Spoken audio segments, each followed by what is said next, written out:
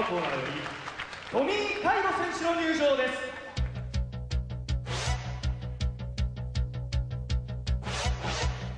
I feel very good. I feel confident. I feel strong. It's a different style, but I'm used to fighting different styles, and I'm looking forward very much to making my mark here in the UWF International. グレッグ・ボブチャック選手の入場です。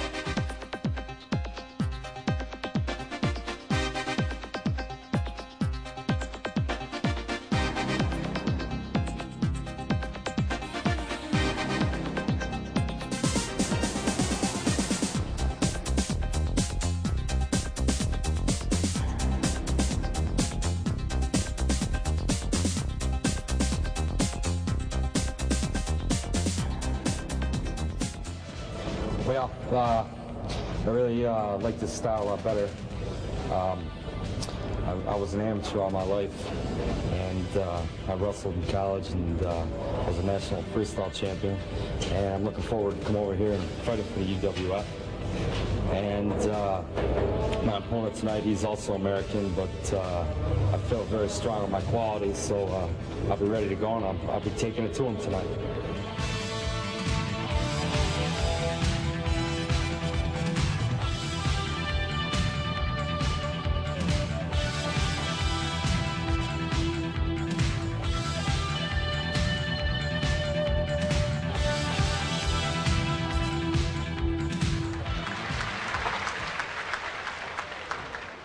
本日の第3試合、ジュニアリーグ戦15分一本勝負を行います。青コーナー240パウンド、トミー・カイロ。 Tommy Cairo from the USA, 35 years of age, built like an oak tree. He was an all-round pro wrestler in the USA with a reputation for never giving up. The Americans are finding the change in style and attitude quite a challenge.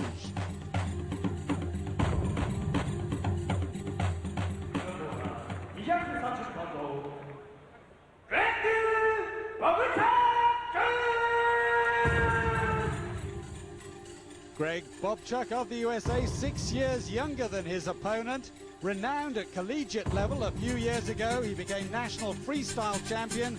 But now, has he got what it takes to win in the UWFI?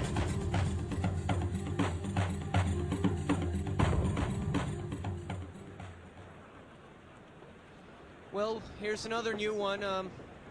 We see two new guys going up against each other. This is for the Junior League Division tournaments. All the Junior League Division fighters are trying to score up points. They're trying to chalk up a lot of wins, and whoever has the most points is going to face each other at the finals, and it'll determine a winner and who gets to move up in the ranking. So an all-American clash. Greg Bobchak fighting out of the red corner. Tommy Cairo out of the blue corner. Bobchak in those distinctive red, white and blue striped trunks. Cairo in the lime and black trunks. Well, both of them opening up pretty sprightly, Ted. Yeah, and I'm surprised they're throwing strikes. I don't know these guys. These guys are new to the company. This is their first fight for either of them in the UWF International. But from what I know, they basically have a wrestling background, so I'm surprised that they're trying to throw so many strikes. Tommy Cairo, beautiful double-arm suplex. Cairo did say he was prepared, and he must admit he's shown a wonderful sequence of strikes and kicks. Maybe he's had some coaching. Well, he said he's fought in different kind of styles. Basically, he comes from a wrestling background. Well, first point in favor of Cairo. And we see Greg Bobchuck trying to set up, and it looks like he has some knowledge about submission. He's trying to apply an Achilles tendon hold on Tommy Cairo right now. And it seems that Cairo's also trying to apply some submission technique of his own, because there was a double shoot sign there being signaled by referee Wada.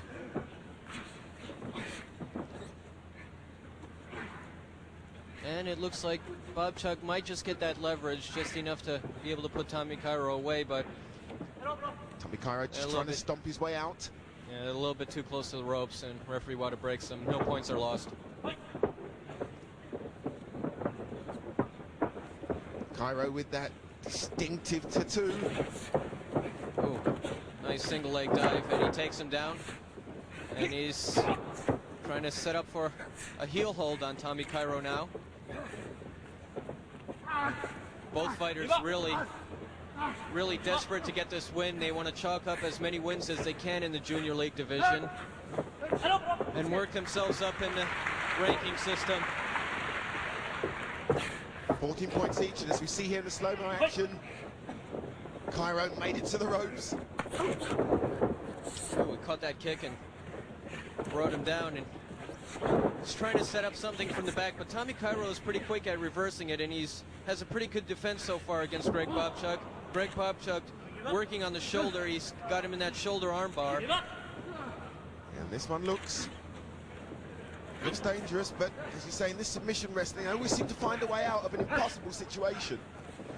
And this Greg Bobchuck is exhibiting some good submission holds. He showed a heel hold a little earlier, an Achilles tendon hold.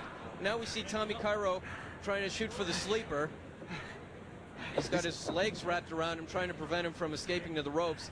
This Cairo looks a tough character. We see a toothless grimace there, or expression of intent. Ooh, and a good ankle lock. This Greg Bobchuck is... I'm surprised that he has so much knowledge in submission.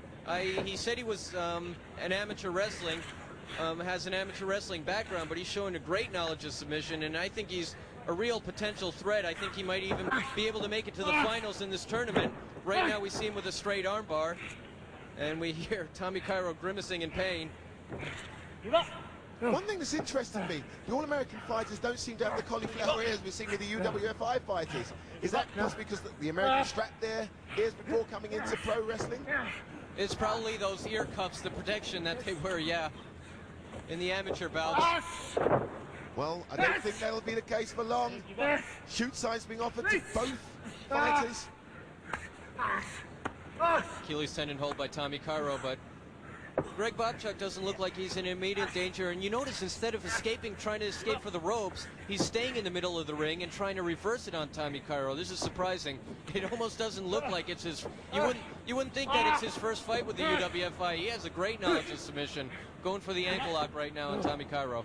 Now, I must admit, I'm impressed. You said we've seen the junior ranks displayed before, and they haven't shown this level of ability.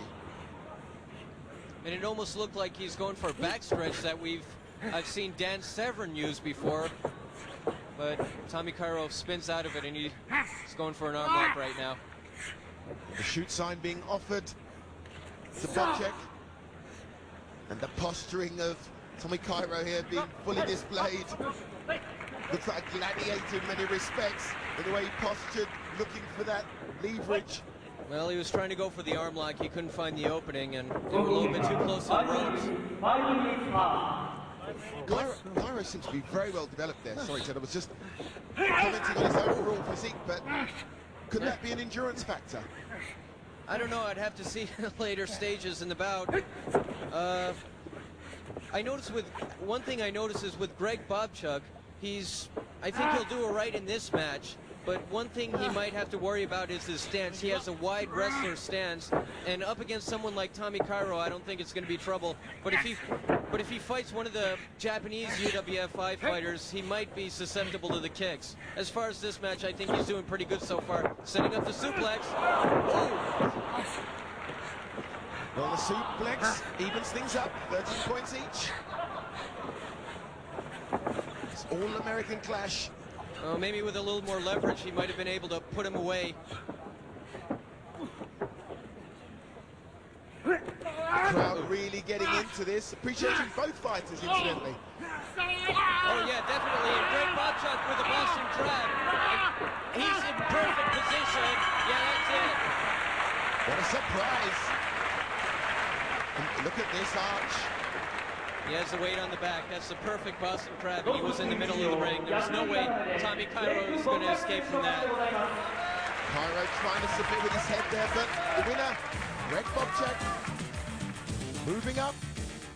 Well, I'd be really interested in seeing his next bout. I think he's really a potential threat to the junior league division, and I think he has a pretty good chance in moving up to the finals and winning this tournament.